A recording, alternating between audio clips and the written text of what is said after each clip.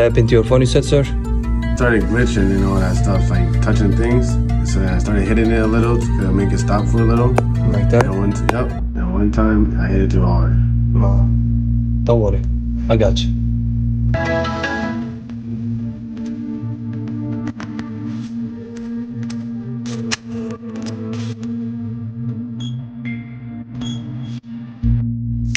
Your phone is ready, sir, but it looks like disabled. Oh, it's disabled? Yeah. Can you fix it? Don't worry, I got you. Thank you. Connect your USB cable. Press and release volume up button, press and release volume down button, press and hold the power button until you see the iTunes logo appears. Once you see it, release your finger.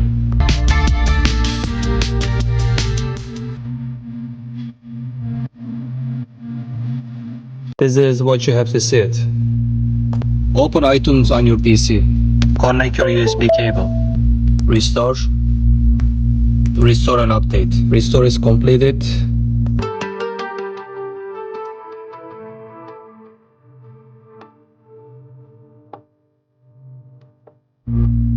Your phone is ready, sir. And this is on me.